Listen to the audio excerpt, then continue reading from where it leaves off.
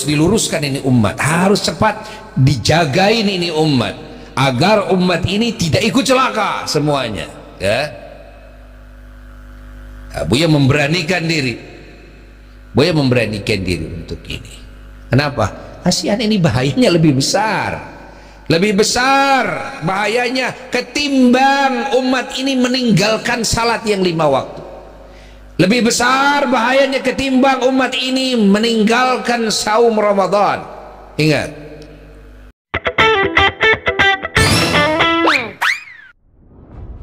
Entah apa yang ada dalam pikiran Kiai ini, hingga sangat berani sekali menganggap orang yang mempermasalahkan nasab Habib itu akan celaka.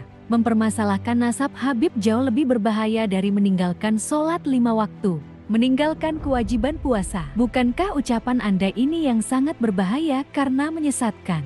Apalagi seorang yang sudah dikapasitaskan sebagai kiai, ulama yang diikuti banyak orang. Bagaimana ceritanya?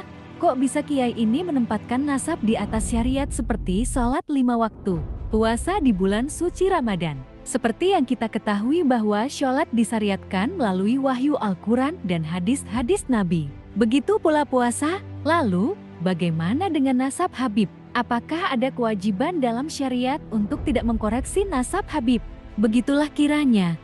Kalau orang sudah kadung berkenalan dengan doktrin para kabib-kabib dobol itu, sekelas kiai yang alim pun akan lumpuh akal pikiran sehatnya. Apalagi cuma kibin-kibin bodoh yang tak berilmu. Pasti nyap-nyap kalau sudah kena pedaya doktrin kabib. Karena orang-orang, ya, orang-orang akan mengikutinya, murid-muridnya akan mengikutinya, orang awam bisa mengikutinya. Allah, apalagi orang-orang yang pernah sakit hati oleh sebagian oknum umpamanya, ya, yang mengaku ini adalah habaib, tapi ini oknum, kelakuannya yang memang tidak sesuai, akhirnya merasa punya penguat, hanya ikut dalam rombongannya, ikut dalam kelompoknya, kan jadi celaka. Ya, akhirnya ya, dia berbuat sesukanya. Kalau orang awam kalau ngomong dan berbuat, dia tidak ngukur agama, tidak ngukur salah dan benar, dia tidak berkaidahkan Quran dan Sunnah, akhirnya menyebar luas apa fitnah, ghibah.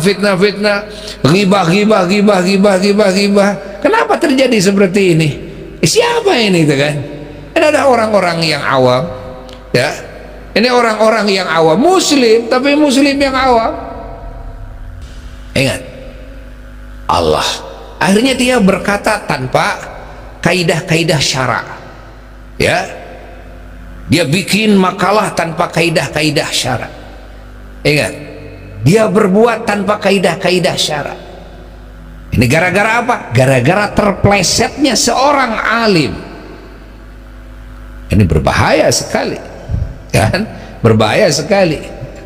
Makanya Buya, ya, terus akan menyuarakan kepada umat, akan menyuarakan. Ingat, menyuarakan kebenaran ini. Ingat, kalau bagi orang awam gampang saja ukurannya, jangan tesis si A, jangan. Ya, yang tidak tahu motifnya apa, jangan. Tapi lihatlah para ulama dari dulu, tidak ada yang pernah membatalkannya. Para wali-wali dulu nggak ada yang pernah membatalkannya. Apakah orang ini lebih tahu daripada para ulama?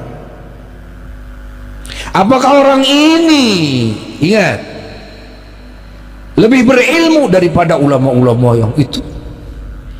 Apakah orang ini waliullah seperti halnya ulama-ulama itu? Apakah orang ini punya ilmu kasyaf seperti halnya ulama-ulama itu yang menetapkan? Catat, jadi cukup kita bagi umat Islam dalilnya seperti itu, jangan didengar. Dalil itu, dalil ini, hanya dalil saja, jangan didengar. Jangan didengar. Ini celaka. Ini celaka, ini terplesetnya seorang yang alim. Ingat, dia punya murid, dia punya jemaah, dia punya simpatisan. Bahaya, bahaya, ini bahaya, ya, bahaya. Ini harus diluruskan ini umat, harus cepat dijagain ini umat, agar umat ini tidak ikut celaka semuanya, ya. Buya memberanikan diri, Boleh memberanikan diri untuk ini. Kenapa? Kasihan, ini bahayanya lebih besar. Lebih besar bahayanya ketimbang umat ini meninggalkan salat yang 5 waktu. Lebih besar bahayanya ketimbang umat ini meninggalkan saum Ramadan. Ingat. Loh, kenapa begitu? Kalau meninggalkan sholat fardu, meninggalkan ibadah, meninggalkan saum, tidak haji, tidak zakat, tidak haji umpamanya, tidak sholat, tidak saum, ini urusannya dia dengan Allah. Tapi kalau sudah dia membatalkan nasab Ba'alawi ini daripada dzurriyyah Rasulullah sallallahu alaihi wasallam, lalu menganggap kepada para habaib ini adalah penipu, perampok nasab, berarti sudah buruk kan hatinya. Kalau sudah busuk hatinya kepada siapa itu? Para wali-wali Allah di dalamnya. Siapa itu? Para ulama Allah di dalamnya. Ingat ya. Ingat, catat itu. Ini berbahaya, berbahaya sekali. Berbahaya sekali ini. Kalau wali-wali Allah, ulama-ulama Allah di dalamnya orang-orang saleh yang Allah cintai lalu dihinakan oleh kita. Lalu kita suudzon kepada mereka. Lalu mulut kita buruk kepada mereka, mencaci maki mereka. Wow, lebih besar ini bahayanya, sangat sungguh lebih besar. Tidak cukup dengan bertobat saja kepada Allah. Tidak cukup, tidak cukup. Ya, saya sudah minta maaf saja kepada para habaib. Habaib yang mana yang kamu minta maaf? Bukankah habaib di kamu cacar semuanya, kamu babat semuanya?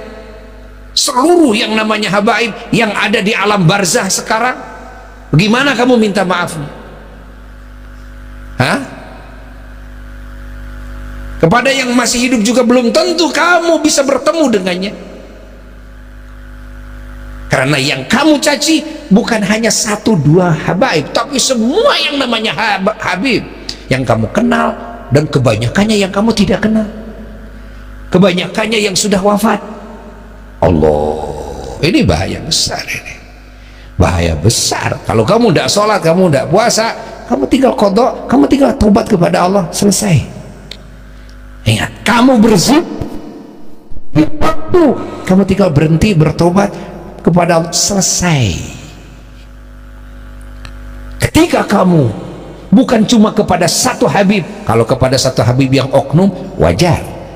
Kalau kamu menyelesaikan, tinggal habib itu saja, ketemu aja sama habib itu. Kan kamu tidak bisa ketemu kamu dengan ketua Robitoh, ketemu kamu dengan kumpulan habib yang ada di Indonesia, tidak bisa. Kenapa? Yang kamu babat itu seluruh habib ahya'an wa amwat, baik yang masih hidup maupun yang sudah wafat.